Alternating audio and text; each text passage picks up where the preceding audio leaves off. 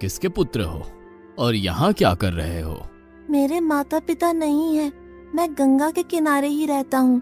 तो फिर मेरे साथ आश्रम में चलना। मैं आश्रम में अकेला रहता हूँ, तेरे साथ रहते हुए मुझे आनंद होगा। मैं आपके आश्रम आऊंगा, लेकिन मेरा शरीर देख लो बाबा जी। मतलब क्या कहना चाहता है तू? और तेरा नाम क्या है? मेरा नाम अढ़ैया है। अढ़ैया? ऐसा नाम तो इस प्रदेश में नहीं पाया जाता। इसमें कोई प्रदेश से मतलब नहीं है। इस उम्र में मैं 2.5 किलो की बाटी अकेला खाता हूँ और उसके साथ शाक, भाजी, दाल, चावल, मिठाई ये सब अलग से खाता हूँ। इसी कारण लोग मुझे अढ़ैया कहते हैं। अरे कुठार भरे हैं बच्चा, तुझे जितना खाना हो उतना खाना। और ये अढ़ैया नाम भी मुझे पसंद आया। तू चल आश्रम। आप कहोगे उतना काम करूँगा बाबा जी, लेकिन खाना खिलाने में कोई कमी मत रखना।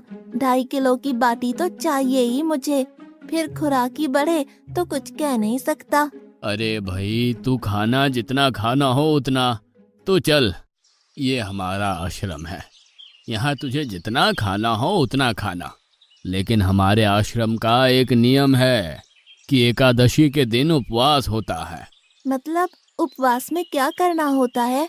उस दिन आश्रम में चूल्हा नहीं जलेगा, उस दिन भूखा ही रहना होता है। वो महीने में कितनी बार आती है? 2 बार, एक पूर्णिमा की एकादशी और दूसरी अमावस्या की। तो 2 दिन भूखा रहना पड़ेगा। हाँ। नमो नारायण, मैं जा रहा हूँ। पर क्यों?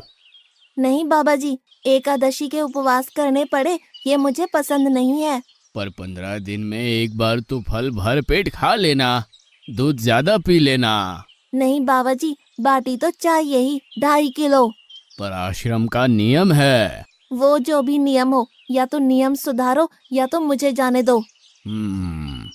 ठीक है, तू खाना, लेकिन आश्रम में चूल्हा नहीं जलेगा। मुझे बचपन से ही गरीबी ने कई कलाइयाँ सिखा दी हैं। मुझे रसोई बनाना आता है।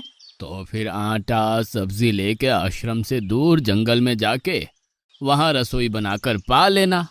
वैसे तू एकादशी करता तो मुझे आनंद होता, लेकिन तू समझता नहीं है। पर ठीक है, आश्रम में रसोई मत बनाना।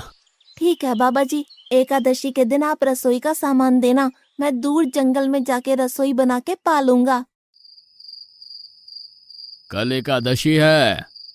हाँ बाबा जी, आप मुझे रसोई का सामान देना, मैं बाहर जाके खाऊंगा। आप यहाँ एकादशी करना।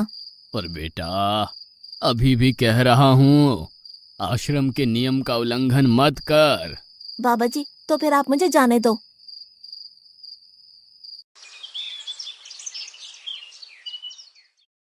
ओ अढ़िया, हमारे आश्रम में ऐसा नियम है कि ठाकुर जी को भोग लगा कर ही पाया जाता है।